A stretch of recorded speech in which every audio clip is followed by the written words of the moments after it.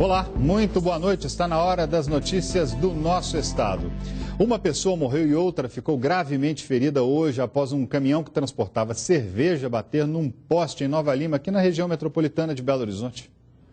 O acidente foi nessa descida íngreme da Avenida José Bernardo de Barros, no bairro Oswaldo Barbosa Pena, em Nova Lima, na região metropolitana de Belo Horizonte. De acordo com os bombeiros, este caminhão de bebidas teria perdido os freios e acabou batendo em um poste. Com impacto, o poste caiu sobre o veículo e a fiação foi arrebentada. Tem alguns postes que estão fletidos, né?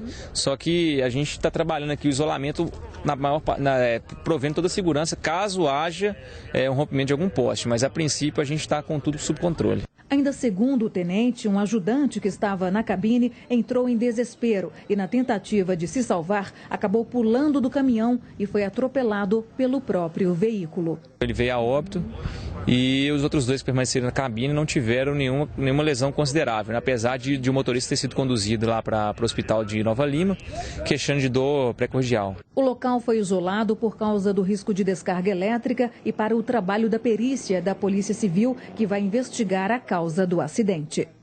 E a Polícia Civil prendeu 2 pessoas na região norte de BH. As prisões fazem parte da Operação Natal Seguro, que já tirou das ruas vários criminosos para a gente ter mais sossego nesse fim de ano, né, gente? As investigações começaram há 6 meses e apontaram Magno Santos da Conceição, de 29 anos, e Matheus Santos da Conceição, de 19, como integrantes de uma quadrilha que agia no bairro Jardim Felicidade, na região norte de Belo Horizonte. Diante disso, nós encontramos uma organização criminosa, em verdade, em funcionamento naquele local. Então, foram feitas diversas diligências que culminaram na expedição de mandados de busca e apreensão e mandados de prisão. Marcos Vinícius Andrade, de 28 anos, que já estava preso, e Tiago Lucas Pereira Martins, de 23, conhecido como Shurek, que está foragido, também são integrantes do grupo, que, segundo a polícia, era conhecido como o Bonde da Escolinha, suspeito de tráfico de drogas, homicídios e inúmeros roubos na região. A princípio, eles negam a participação, só que já existe um arcabouço jurídico probatório suficiente, tanto que a prisão deles já foi decretada, já foi expedido mandado de busca para a residência deles. Então, nós já temos um indício bastante consolidado de que são eles realmente envolvidos nesses crimes que nós apontamos. Durante a operação, um adolescente foi apreendido. Com ele, os policiais encontraram uma moto com chassi raspado. E nós buscamos ainda por apreensão de drogas e armas na continuidade das investigações. E agora, no finzinho da tarde, o dia virou noite aqui em Belo Horizonte, um temporal chovendo muito forte em várias regiões da cidade. E a chuva, você já sabe, né? Todos os anos, os mesmos transtornos reaparecem aqui na nossa cidade. Alagamento, árvore caindo, problema com fio de alta tensão. E com muita previsão de água para os próximos meses, os comerciantes de regiões que sempre sofrem com as tempestades estão em alerta total. A placa alerta, área com risco de alagamento. Mas quando escolheu esse ponto para a loja de roupas em 2008, Valéria não sabia que se tratava de um local de frequentes alagamentos em época de chuvas intensas. Chegou a perder toda a mercadoria da loja, mas achou uma forma de evitar que acontecesse de novo. Instalou barras de proteção para evitar a entrada da água. Borrachas nas laterais também ajudam a vedar. Fica todo mundo apreensivo, olhando o rio para ver se o rio está enchendo. Se o rio começa a encher, já fecha a loja, já lacra com as partes de vedação e a gente fica de olho, sempre apreensivo. Nesse trecho da Avenida Bernardo Vasconcelos, no bairro Ipiranga, região nordeste da capital, é comum mesmo as barras de proteção em praticamente todas as lojas. Muitas pessoas copiaram, vendo o sucesso que foi a nossa placa, e o ponto aqui é um ponto muito bom, por isso eu não saio daqui, porque senão eu já teria saído.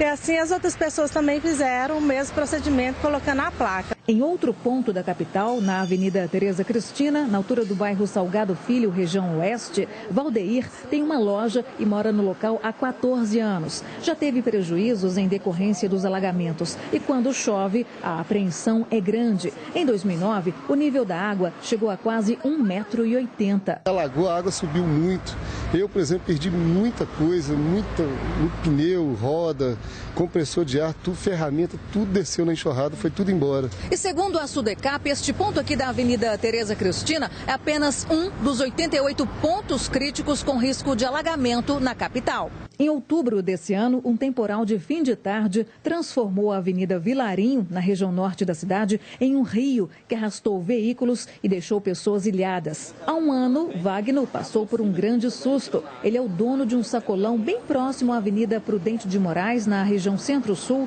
área também com histórico de inundações. A gente fica sempre com medo e não sabe o que pode acontecer com a gente. E nós que pagamos impostos, geramos emprego, ficamos aí à mercê dessa situação desagradável. Todo ano acontece isso aí no período de chuva. Infelizmente, né? A Sudecap, Superintendência de Desenvolvimento da Capital, informou que nos últimos anos a Prefeitura vem executando em todo o município intervenções de prevenção e combate a inundações, totalizando quase R$ 1.300.000 em investimentos. Além disso, há previsão de mais de R$ 1 bilhão para a execução de outros empreendimentos. Vamos voltar a falar de acidente. Mais um acidente matou 3 pessoas na Via Expressa em Contagem. Quem traz as informações ao vivo para a gente agora? Bom, vamos daqui. Bom, daqui a pouquinho a gente vai falar com Então vamos chamar aqui o Kiwane Rodrigues, que está com a gente, para falar desse acidente na Via Expressa, que matou 3 pessoas, né, Kiwane? Boa noite. Boa noite, André. Esse acidente aconteceu na Via Expressa, como você mesmo disse, na altura do bairro Santa Maria, na região noroeste de Belo Horizonte. De acordo com testemunhas, o motorista do carro, que seguia no sentido Contagem, perdeu o controle, invadiu a pista contrária e atingiu outros 2 veículos, uma moto e um carro. Os condutores dos 3 veículos morreram ainda no local. Uma mulher que seria familiar de uma das vítimas passava pelo local, ela viu o acidente e ficou completamente desesperada. De acordo com o Corpo de Bombeiros, o resgate de uma das vítimas foi muito complicado, já que ele ficou preso às ferragens, André. Imagens lá, né, Kiwane? São imagens assustadoras realmente do acidente aí na Via Expressa. Olha lá, esse é o momento em que o pessoal do resgate tentava retirar do carro já as pessoas que já estavam sem vida. Infelizmente, e a gente tem aqui uma entrevista com um dos bombeiros que participou lá do resgate. Vamos ouvir o que ele disse para a gente. Nós utilizamos o desencarcerador, que é o equipamento que nós temos aqui justamente para a extração de vítimas dentro de veículos, nessa situação em que a vítima fica presa dentro do veículo. Foi um trabalho um pouco complicado, mas conseguimos fazer a extração dessa vítima. O Renault desceu a Via Expressa, normal. O Costa subiu a contramão, a Via Expressa na contramão, invadiu o canteiro central. No que ele invadiu o canteiro central, ele bateu de frente, ele voou, capotou. Quando ele capotou, ele arrastou o motoqueiro. Poderia ser eu. A mão de Deus me abençoou dessa vez.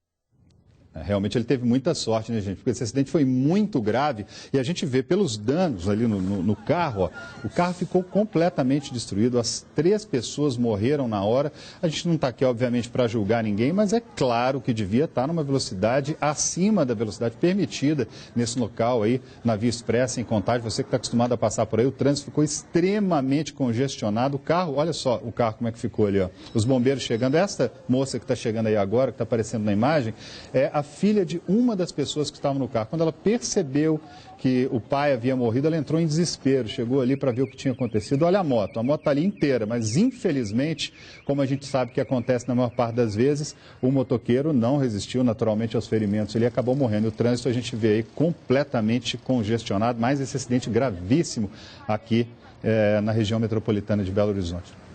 E já está disponível um novo aplicativo que pode facilitar a vida de passageiros do transporte público na nossa capital. Mas o destaque do Silmobile é o atendimento a pessoas com deficiência visual.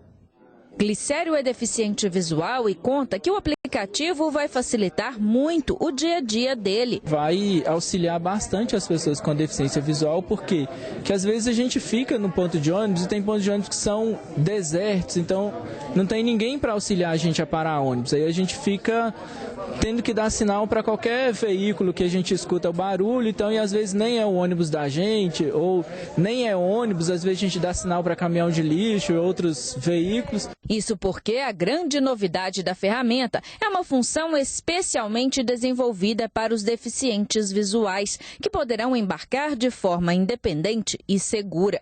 O usuário, devidamente cadastrado, comunica o seu desejo de embarcar ao motorista do ônibus escolhido. Linha 3053, previsão 16 minutos. Avisar? A questão para o pessoal com deficiência visual é o que nós achamos que é a grande diferença desse aplicativo. Todos os motoristas vão saber a pessoa, aonde está e até o nome da pessoa. Além da função desenvolvida para os deficientes visuais, o aplicativo permite que qualquer usuário visualize o tempo de chegada do ônibus no ponto desejado através de uma consulta no próprio smartphone. Dá tempo de eu dar uma corredinha ali no banco e fazer um pagamento e voltar, ou já está na hora, quer dizer, ajuda a organizar a vida, dá segurança sobre a aproximação do ônibus. O aplicativo Sil Mobile é gratuito e está disponível nas lojas virtuais dos smartphones,